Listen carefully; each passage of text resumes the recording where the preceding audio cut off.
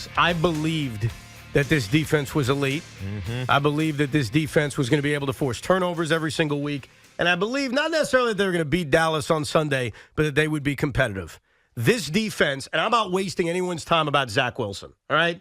My opinions on Zach Wilson remain the same. Nothing changed from yesterday. Zach Wilson's not good. Nothing changed about Zach Wilson yesterday, so I'm not going to bore you with that crap.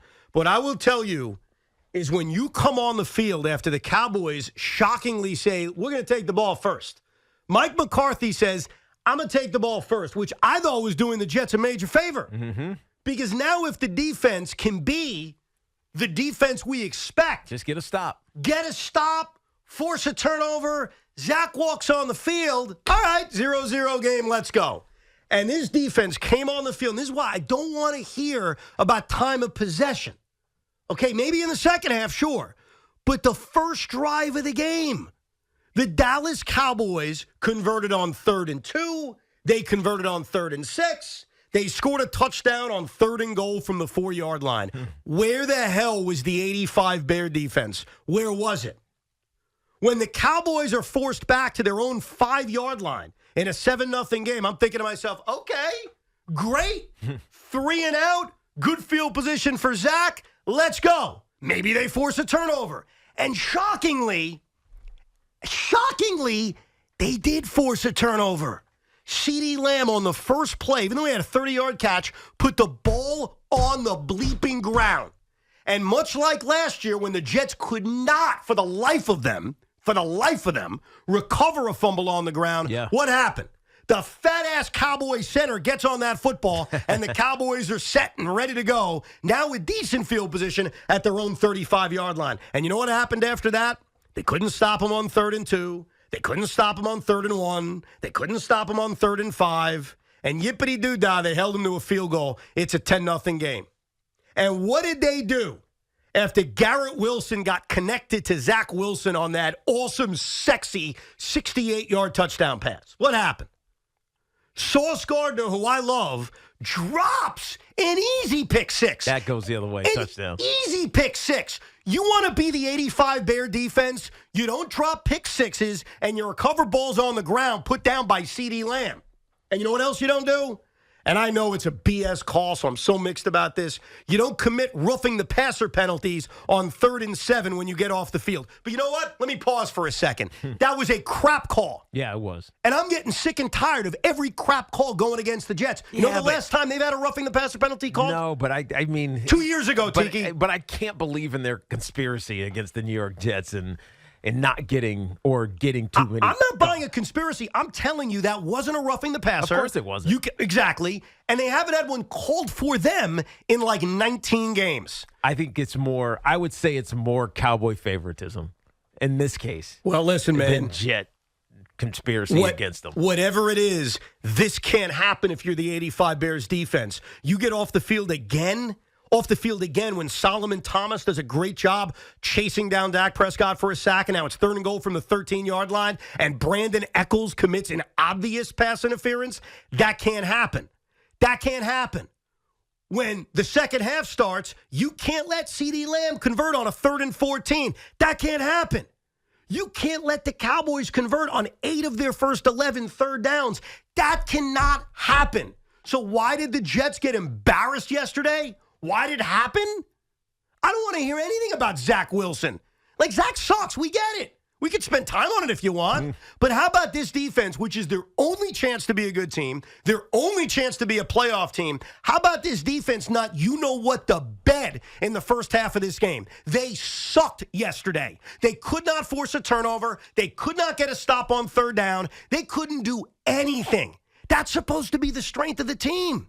That's supposed to be how they win 8, 9, 10 games. That's supposed to be how they keep a game close against Dallas.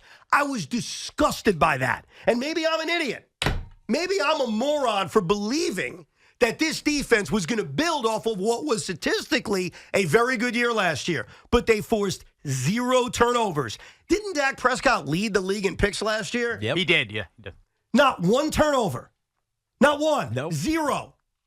And they had him. The Sauce pick six changes the game. And by the way, if Sauce kicks it off and the Jets go up 14-10 and then they lose because Zach Wilson sucks, fine. We're talking about it all day. But he doesn't have 3 interceptions if they're up 14-10. I agree. That's why I'm not bringing him up. Yeah. I'm not bringing up the interceptions. Look, Zach Wilson's not any good. All right, we can have the same debate every day. We can go through the play calling, which we'll get to. But to me, the headline is that 85 Bear defense, my ass. That's the headline. That's the bottom line. Because that's what they need to be if they're going to be good. Well, that's what we saw against the Bills. And again, we got some excuses because of how bad Josh Allen played.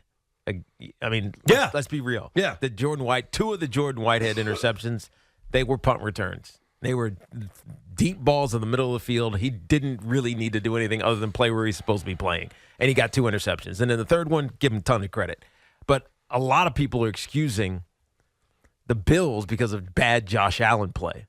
Dak Prescott, who has played poorly in previous years, didn't make any mistakes. A great defense forces mistakes. And there was one. Yeah. And you were right about the drive after Garrett Wilson's 68-yard touchdown. Dude, that changes the game. If Sauce picks that off and goes to the house, it's because think about it, it's really a 14-point swing. Yes. Because not only does he not get the pick six, they go down and finish that drive and score a touchdown. 100%. And so, and it was a long drive, 13 plays, 75 yards. I mean, because they could not get off the field on third down, which was putrid. And let me tell you something to you, Coach.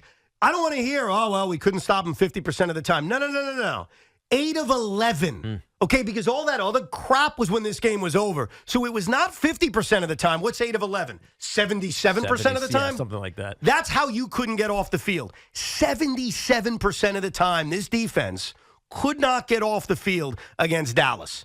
And everything turned on that drop Sauce pick. But you know what? I blame Sauce. Should have picked it off. Should have taken it back. The Cowboys have the ball on the 40-yard line. How about you go make a stop? Mm-hmm. And they didn't.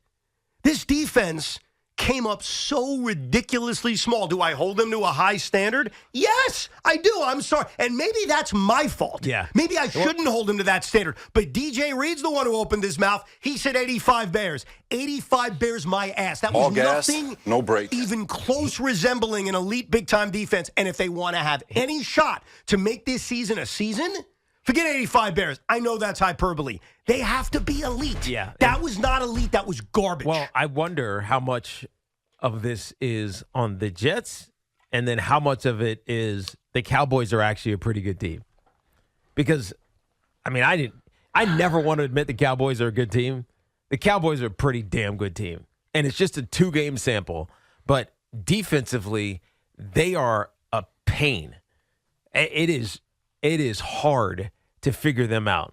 Now, the Jets, who we're trying to throw into their category, aren't even close. They're not even close to what the Cowboys are defensively. Like, the Jets think they are, and they talk it, that they are this elite defense. But you got to do it, right? You got to consistently do it. And I think we're even skewing it somewhat. I know they got after Josh Allen. Did they even touch Dak Prescott? They came close. And you know where close counts? In horseshoes, and I think it's hand grenades, or whatever the freaking phrase is. Yes, horseshoes and hand grenades. They came close a few times, but close don't count. No. Now, are they motivated to be great? Sure. But can they execute on a high, great level every single play? The answer is no. And when I was watching this game, I watched how Trayvon Diggs played. Like, Trayvon Diggs, when you want to talk about an elite corner, like a consistent Pro Bowl, all-pro corner, how he plays is that, right? He guards the best wide receiver. The Jets don't flop Sauce. Well, okay. Time out for 1 second. They did. Time out for 1 second. Because this pisses me off. Why? It's a simple question. Because so I love Sauce Gardner. Why? Why? Why? Why does he not flip? Yeah, why I have no idea. I have no idea. Well, that's it. You know what? Here's the thing. I have no idea. I love Sauce. I really do. He has had a great start to his career. I saw what he did yesterday on social media, and I think he made the right decision deleting Twitter. Yeah. He reacted to CeeDee Lamb's stats and a misinformed tweet that said that's on Sauce. It was not. Anyone who watched the game knows it was not on Sauce. No. Did he have the greatest game in the world? No, but that was not on Sauce. No, it wasn't. So I saw him tweet that out. I saw him delete Twitter, and then my head started spinning. I love Darrelle Revis. He's a Hall of Famer. Uh-huh. You know what Darrelle did, right? He went after every number one receiver, every one of them. Rex Ryan said, all right, Darrell. Well, here's the difference. Go get him. I think Rex is different than Saleh and Jeff Ulbrich because Rex Ryan would let Darrell Revis do that. If that's what you want to do, great. I love your confidence. Go do it. Whereas this Jet defense is more about the system than the individual. Okay.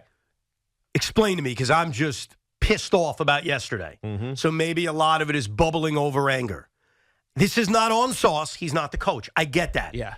Isn't it better for the New York Jets to take the number one corner, arguably in the NFL, though not really over the first 2 weeks, and stick him on CeeDee Lamb when Brandon Cooks wasn't out there and Michael Gallup is a non-factor? So does that not make football sense? Here's why you do it. You know who else runs the system? And I can only do this because I call games. And we call this specifically against the Minnesota Vikings and the Tampa Bay Buccaneers. Carlton Davis, who is their big-time corner down in Tampa, same way. He's a system guy. Right, they usually don't travel. They don't. Him and Jamel Dean, they play their sides. But against the Minnesota Vikings, with Justin Jefferson, Carlton Davis followed Justin Jefferson wherever he went. Right. And you know, JJ had 150 yards in that game, but 90 of them came when he wasn't on them. There were like 3 plays: one where he blitzed, another where they dropped into a zone and he was covering the flat. And Justin Jefferson got all of his big plays when Carlton Davis wasn't on him. But when he was on him, he shut him down for the most part, except for one big over 30-yard gain. So I don't know why Sauce isn't allowed to do that, because I believe Sauce can do that. Of course, I do believe too. Sauce wants to do that. Well, I think because the only way you're going to get that national football respect as being the best, not one of the best, but the best corner, is if you do that. Yes. And by the way, it helps you win. It helps you be a better team. The only reason I'm saying it is because CeeDee Lamb destroyed the Jets yesterday. Yes. Sauce Gardner is an elite-level cornerback, and just about every time CeeDee made a play, Sauce wasn't on him. Yeah. So it's only natural for me and other Jet fans to wonder, all right, we love Sauce. We think he's great. We want to make these Revis comparisons. Well, Darrell traveled. Darrell went after every number one wide receiver. And other than Stevie Johnson, he would shut them all down. Yeah. I'm watching his first play of the game, the 3rd and 2. Sauce Gardner standing over here on top of a tight end. Why? Yeah, why? Why? It makes no sense to me That's at all. the challenge of I just deal with this twice here with CeeDee Lamb. Him and Amon-Ra St. Brown are the two guys. They're number one receivers that are slot receivers. And I just don't think Sauce Gardner's body type he plays to the slot. And this is a unique matchup. Yeah, but I think that's a crock. That's a cop out. Oh, you're going to say a crock of something. Yeah, there, I was. It's a cop out, right? Because Sauce wants it.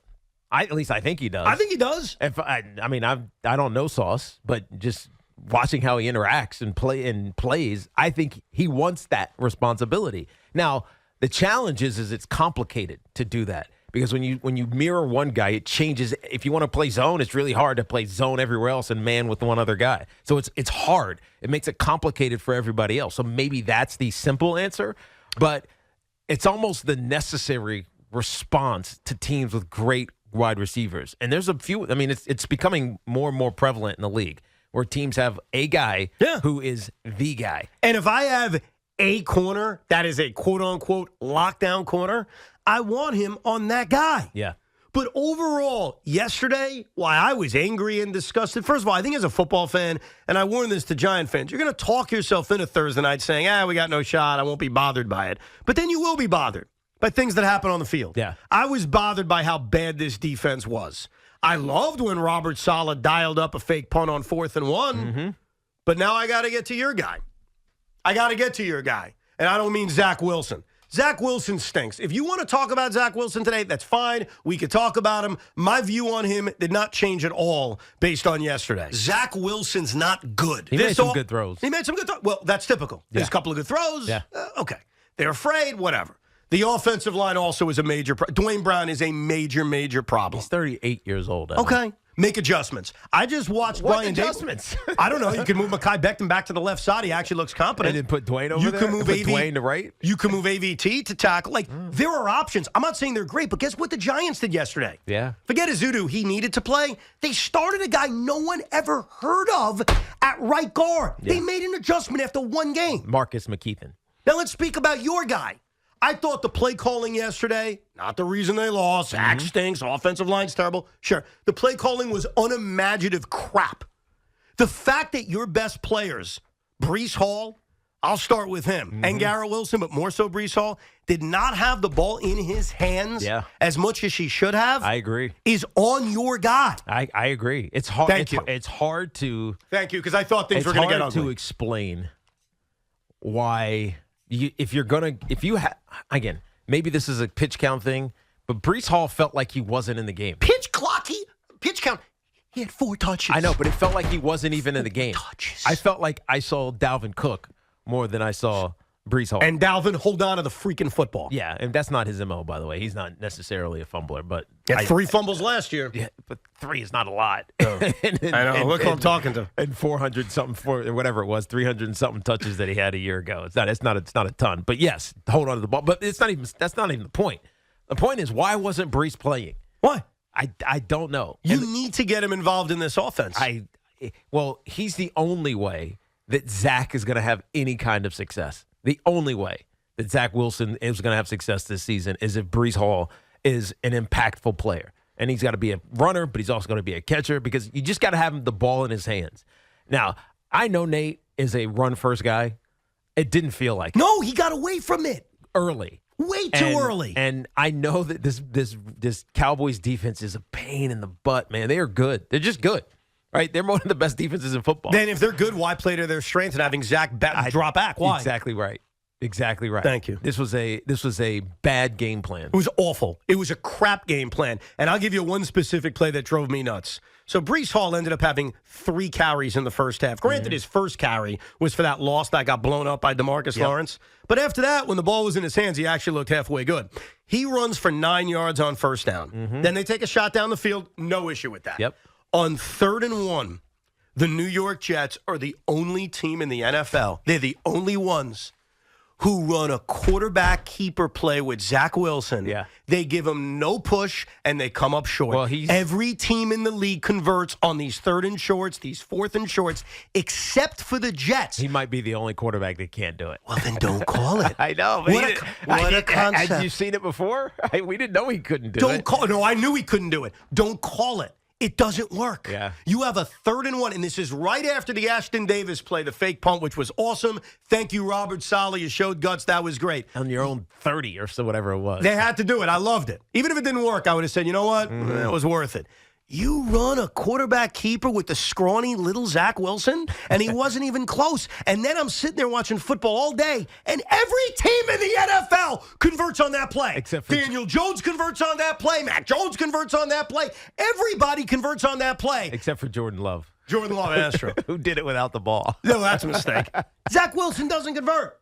I hated that play call. And then you said it. They were in such a rush to get away from the run. Yeah. How does that happen? They just felt like it wasn't going to be successful, I guess. I don't know. So what's better? Drop Zach back so Adiki Zoa can send him back to Pluto? That's the better game plan? No, it was a bad game. I mean, it was. It was rough. It was ugly. And here's the reality, Jet fans. I know I haven't spent a lot of time reminding everyone Zach Wilson stinks and the offensive line is trash. That's obvious. We all know that. Want to spend some time on that? Sure, we can. Yes, Zach Wilson is not very good. So what upset me is things that you can do to get around that. And they didn't do it, and they failed miserably, and they got their asses kicked in Dallas. So here's the other problem. This is why I asked the question when we first started talking about this. Is this a bad Jets team, or are the Cowboys just actually that good? So they ran a bootleg in that, and I think it was right after they went for it on 4th down. They ran the ball once and got 6 yards, 7 yards, whatever it was, and then they ran a bootleg to try to get a first down. All right, Trayvon Diggs is covering Garrett Wilson, and Garrett Wilson's running an over route, like just basically running straight across the field.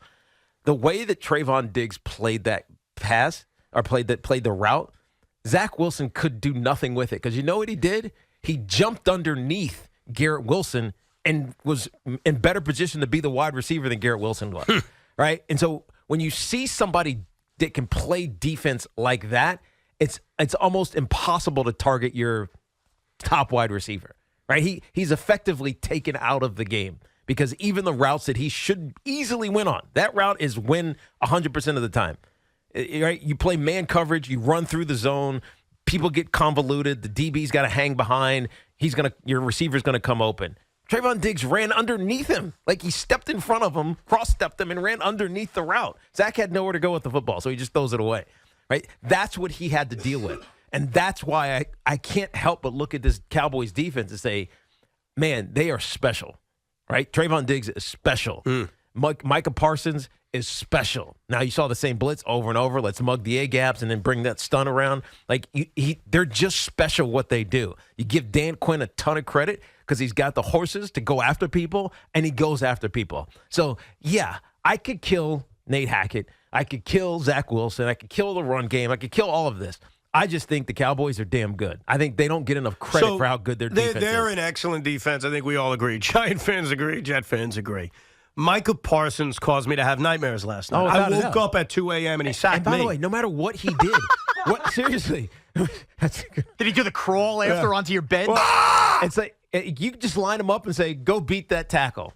He beats a tackle. Can you give him some help? Right? Could you double him a little bit? Yeah, but then you're taking away either an outlet, which you're going to need, or you're taken away from DeMarcus Lawrence. He's so good that no matter what you're taking away is worth it if it means slowing down this guy. Yeah, but the rest of these guys are good too. Though. The Cowboys are good. Like we all know they beat the crap out of both of us. I know. Like we all have nightmares about this. Badly. They're very good. I'm so glad I don't have to see him again. Like I'm glad now. You guys do, Giant fans. Can't wait. I don't have to see him again. I respect how good they are, and maybe that's a part of why my anger today and my anger yesterday was 97% at this defense. Yeah, it's not on the Jets offense. Because on the Jets defense. The way I envision this game being close, the way I envision this team being a playoff team, the way I still hope I envision it too, it's only 2 weeks though, I'm taking a beating, is that this defense needs to be elite. Mm-hmm.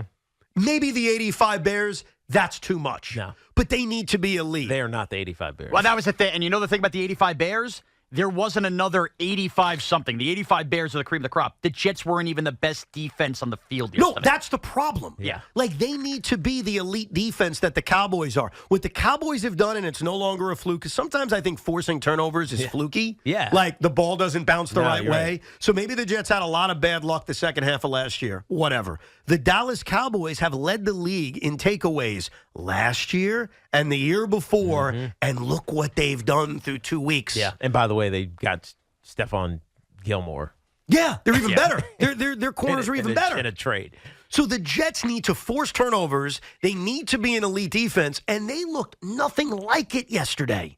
And it started, this is why the whole time of possession thing annoys me when I hear that today. Well, it's Zach's fault, all those 3 and outs. How do you explain the first drive of the game? How do you explain the Dallas Cowboys marching down the field like it was no big deal and Jake Ferguson dancing in the end zone? How do you explain it? Yeah, they weren't tired then. No, they weren't. So, Chiefs offense in 2 weeks, bro. No, I get it. I'm annoyed. All gas, no brakes. I'm frustrated. And look, we're going to spend a lot of time on it. We got a lot of days to talk about it. And I say this with a laugh because I know Beningo's going to say the same thing in 45 minutes. So I'm going to say it with a chuckle. They better. They better. It's too early in the week. Don't go there yet. Better. Don't go there yet. They better Don't go there yet. Don't do win on Sunday. Don't go there yet. And do I feel good about it? No. Home underdogs. No, I don't feel good about it. Last year I said they take their soul. I feel like my soul has come out of my body over the last 2 weeks.